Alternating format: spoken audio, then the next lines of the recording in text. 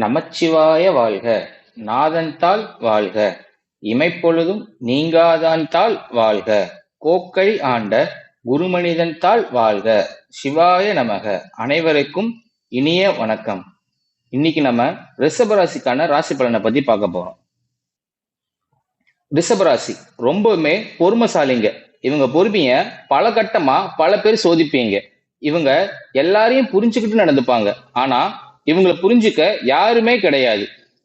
தன்னுடைய கஷ்டத்தை யார்கிட்டையும் பகிர்ந்துக்க முடியாம தட்டு தடுமாறி திக்கி திணறி எந்திரிச்சு நிக்கிறப்போ ஒரு பெருத்த அடி கடவுள் கொடுத்துருவாரு.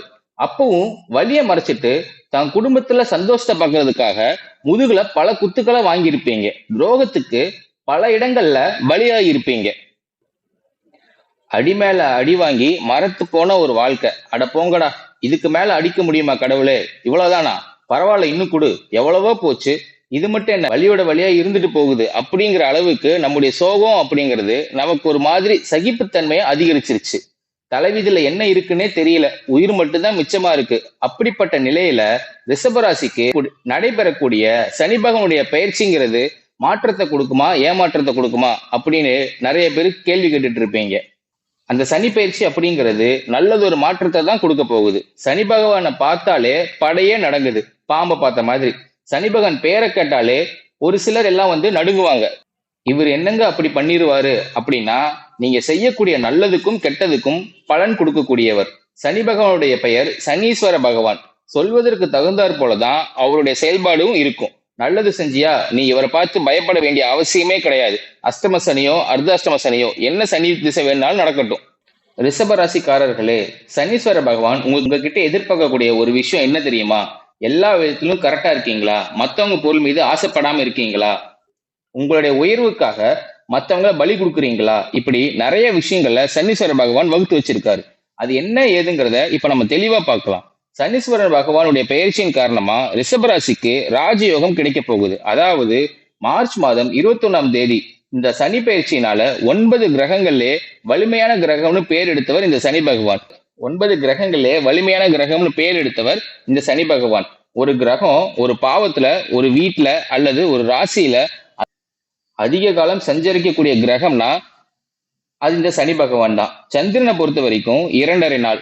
மாதக்கோள்கள்னு சொல்லக்கூடிய புதன் செவ்வாய் சூரியன் இவங்க எல்லாம் பாத்தீங்க அப்படின்னா 1 மாதம் 2 மாதம் ஒரு ராசியில இருந்து இன்னொரு ராசி பயிற்சி ஆகிறதுக்கு எடுத்துப்பாங்க. இதுவே ராகு கேதுனா 1.5 வருஷத்தை எடுத்துப்பாங்க.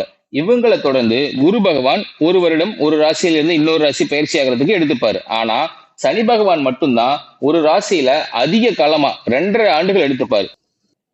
இந்த 2025ஆம் ஆண்டு சனி பகவான் மார்ச் மாதம் 29ஆம் தேதி கும்பராசியிலிருந்து மீன ராசிக்கு பயிற்சியாக போறாரு. 7-8 வருடங்கள் முழுவதுமா பாவ வீட்டுல சனி பகவான் சஞ்சரித்து வந்த நிலையில இப்ப குருவுடைய வீட்டுல சஞ்சரிக்க போறாரு. இந்த மீனத்துக்கு போகக்கூடிய சனி பகவான் முழுமையா இனிமையா மாறி அனைத்து ராசிகளுக்குமே நல்ல பலன்களை கொடுக்க போறாரு. அந்த வகையில ரிஷபராசிக்கு நல்லதுதான் நடக்க போகுது. பொதுவா சனி பகவானுடைய பெயரை கேட்டாலே மக்களுக்கு மத்தியில அச்ச உணர்வு வர்றதுக்கு காரணம் கெட்ட பலன்களை மட்டுமே கொடுப்பாரோ அப்படிங்கிற நம்முடைய எண்ணம் தான். ஆனா சனி பகவானை பொறுத்த வரைக்கும் மனிதன் செய்யக்கூடிய கர்மங்களுக்கு ஏற்ப சுப பலன்களையும் அள்ளி கொடுப்பாருங்கிறத நம்ம மறந்துடுறோம். நீதிக்காரன் தர்மக்காரன்னு அழைக்கப்படக்கூடிய சனி பகவான் தெராசுல வச்சது மாதிரி அனைத்து விதமான பலன்களையும் சரிசமமா தரக்கூடியவர். நீ நல்லது பண்ணியா உனக்கு நல்லது எடுத்துட்டு போ, நீ கெட்டது பண்ணியா உனக்கு கெட்டதுக்கான பலன்களை கொடுப்ப. நீதிமானாக செயல்படக்கூடியவர். இவருடைய சனி பெயர்ச்சியுடைய தாக்கம்ங்கிறது எல்லா ராசிக்கும் இருக்கும். அது அதிர்ஷ்டமா இருக்கிறதும் துரதிர்ஷ்டமா இருக்கிறதும் நம்மளுடைய அமைப்பை பொறுத்தது. அப்படி பாக்குறப்ப அதிர்ஷ்டமான பலன்களை தான் ராஜ யோகத்தை தான் ரிஷபராசி அனுபவிக்க போறீங்க. ரிஷபராசிகளை பொறுத்த வரைக்கும் 11ஆம் இடத்தில் சனி பகவான் வருவதனால அற்புதமான ராஜ யோகங்களை ரிஷபராசிக்காரர்கள் அனுபவிக்க போறீங்க. 9க்கும் 10க்கும் அதிபதி இயல்பிலே ராஜயோக அதிபதி 11ஆம் வீட்டில் இருக்கிறங்கிறது நல்ல செல்வ பலன்களை கொடுக்கும். குடும்பத்தில் இருந்து வந்த பிரச்சனை, திருமணம், எல்லா விதமான பிரச்சனைகளும் இப்ப சரியாக போகுது. மனுஷனுக்கு தேவையான அனைத்து செல்வத்தையும் பொருளாதாரம் குடும்பம் மன அமைதின்னு சொல்லிட்டு அனைத்து விஷயங்களையும் சனி பகவான் கொடுக்க போறாரு. குறிப்பா 11ஆம் இடத்தில் லாபஸ்தானத்தில் சனி பகவான் வர்றதுனால அடுத்து 3 வருஷத்துக்கு மிகச்சிறந்த பலன்களை ரிஷபராசிக்காரங்க அனுபவிக்க போறீங்க. குறிப்பா இழுபறியா இருந்த அனைத்து தடைகளும் விலக போகுது. தொழில்ல வேலையில வேகம் எடுக்கும். கடின உழைப்பால முன்னேற்றத்தை அடைய போறீங்க. தொழில் வியாபாரத்துல வேலையில எல்லாத்துலயுமே முன்னேற்றம் இருக்கிறதுனால ரிஷபராசி சந்தோஷமா இருக்க போறீங்க. அதாவது அளவு கடந்த யோக பலன்களை அனுபவிக்கக்கூடிய ஆட்கள்லாம் வலம் போறீங்க. கடந்த 2.5 வருஷமா கஷ்டம், துன்பம், தடைகள், தாமதம்னு எல்லாத்தையும் அனுபவிச்சுட்டு இருந்தீங்க. ஆனா இனி யோகம். ஒரு மனுஷனுக்கு அப்ஸ் அண்ட் டவுன்ஸ் இருக்கும் இல்லையா? அதே மாதிரி இத்தனை நாளா ரிஷபராசி பட்ட கஷ்டத்துக்கு ஒரு மாற்றம். கடன், நோய், எதிரி, தாமதம் அனைத்து பிரச்சனைகளுமே விடுதலை அடைய போறீங்க. சுப கிரகத்தின் வீட்டுக்கு சனி பகவான் வருவதுங்கிறது சுபமா இருக்கிறதுனால எடுத்த காரியங்கள் அனைத்திலுமே வெற்றி பெற போறீங்க. யோகமான பலன்களை அடைய போறீங்க. சொத்து பிரச்சனை தீரப்போகுது. ஆரோக்கிய பிரச்சனையா சரியாக போகுது.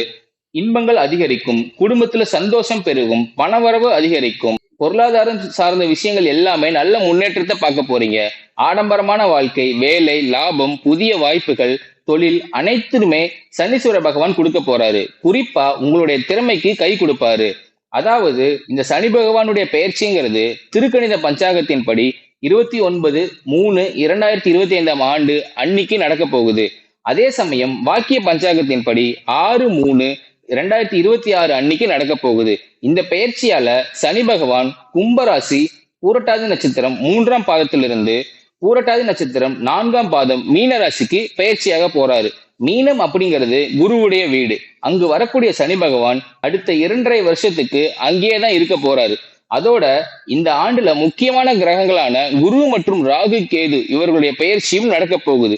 இந்த அமைப்பு அனைத்தையும் கணக்கிட்டு பார்க்கிறப்போ ரிஷபராசிக்கான திருக்கணித பஞ்சாங்க முறைப்படி சனி பயிற்சி அப்படிங்கிறது 9 மற்றும் 10ஆம் இடத்துக்கு உரியவரா வராரு. 11ஆம் இடத்துக்கும் வராரு. 11ஆம் இடம் அப்படிங்கிறது லாபஸ்தானம். இது உங்களுக்கு சகல விதங்களிலும் ஆதாயத்தையும் கொடுக்க போகுது. அதோடு மட்டுமல்லாம வரக்கூடிய ராகு கேது பயிற்சிகளும் உங்களுக்கு யோகத்தை தருவதாக இருக்க போகுது. இந்த சனி பயிற்சியுடைய காலகட்டம் உங்களுக்கு பல எதிர்பார்ப்புகளை எல்லாத்தையும் ஈடேற்றி கொடுக்க போகுது. அதாவது பணியிடங்கள்ல உங்களுடைய திறமைகள் வெளிப்படும். இந்த சமயத்துல தளராம உழைத்தால் எதிர்பார்த்த உயர்வுக்கு உத்தரவாதம் கிட்டும். கூட வேலை பார்க்கிறவங்க கிட்ட இருந்து வந்த பனிப்போர் மறையுது. அனுபவம் மிக்கவர்களுடைய வார்த்தைகளை அவசியம் கேளுங்க. வெளியூர் செல்லக்கூடிய வாய்ப்புகள் உண்டு. ஆனா உயர் பதவியில இருக்கிறவங்க, அரசாங்க உத்தியோகத்துல இருக்கிறவங்க எல்லாரும் ஏதாவது முக்கியமான கோப்புகளை கையாளுறப்ப கவனமா இருந்துக்கோங்க. மற்றபடி நடக்கிற எல்லாமே ரிஷபத்துக்கு யோகம்தான். திறமைக்கு ஏற்ற புதிய வாய்ப்புகள் தேடி வரும். இல்லத்தில் இனிமை சேரும். வாழ்க்கை துணைகிட்ட மனம் விட்டு பேசுவீங்க. வாரிசுகளுடைய வாழ்க்கையில சுபகாரியத்தில் இருந்த தடைகள் நீங்க போகுது. தேவையற்ற கடன் பெறுவதோ கொடுப்பதோ கூடாது. இதுல கவனமா இருந்துக்கோங்க. பெற்றோர்களுடைய வார்த்தைகளை மதிப்பு கொடுங்க. ஆடை, ஆபரணம், அசையும் அசையா சொத்துக்கள் சேரப்போகுது. செய்யக்கூடிய தொழில்ல பொறுப்புணர்வோடு செயல்பட போறீங்க. ஏற்றுமதி, இறக்குமதி, வர்த்தகத்துல தளர்ச்சி இல்லாமல் உழைப்பு இருக்க போகுது. வளர்ச்சி சீராக இருக்க போகுது. அயல் நாடுகள்ல சட்டத்திட்டங்களை மதிச்சு நடந்துக்கோங்க. அரசியல்ல இருக்கவங்களுக்கு வளர்ச்சி அதிகமாகும். மேலோடத்துடைய ஆதரவு உங்களுக்கு மகிழ்ச்சியை கொடுக்கும். அரசாங்க வேலையில் இருக்கிறவங்க அமைதியா செயல்பட்டீங்க அப்படின்னா அதீத நன்மைகளை பெற முடியும். புதுசா யாராவது உங்ககிட்ட வந்து அறிமுகம் ஆகுறாங்க அப்படின்னா அவங்க கிட்ட கொஞ்சம் நெருக்கம் இல்லாம இருந்துக்குவாங்க. மாணவர்களை பொறுத்த வரைக்கும் அதிகாலையில இருந்து படிப்பது ரொம்ப ரொம்ப அவசியமுங்க. வண்டி வாகனத்தை மாத்திட்டு புதுசா வாகனம் வாங்கக்கூடிய யோகம் இருக்கு. உடல் ஆரோக்கியத்தை பொறுத்த வரைக்கும் பற்கள், அடிவயிறு வலிக்கிறது, மூட்டு வலி, இந்த மாதிரி சின்ன சின்ன உடல் உபாதைகள் வரும். அதை சரியா பார்த்துக்கோங்க. இந்த காலகட்டம் முழுக்கவே மகாலட்சுமி வழிபாடு உங்களுக்கு மங்களம் சேர்க்கும். அதே சமயம் இந்த காலகட்டத்துல கஞ்சினூர் சுக்கிர ஸ்தலத்துக்கு போயிட்டு வருவது உங்களுக்கு நல்ல பலன்களை ஏற்படுத்தி கொடுக்கும். ரிஷபம் எப்பயுமே மனசுல வச்சுக்கிறது ஒண்ணுதான், சிவபெருமான், நந்திதேவர், மகாலட்சுமி தாயார். இவங்களை தாண்டி உங்களுக்கு உயர்வை தரக்கூடிய தெய்வங்கள் வேறு யாரும் கிடையாது. வரக்கூடிய நாட்கள் ரிஷபராசிக்காரர்கள் அனைவருக்கும் இனிய நாட்களாக அமைய வாழ்த்துக்கள். சிவாய நமக.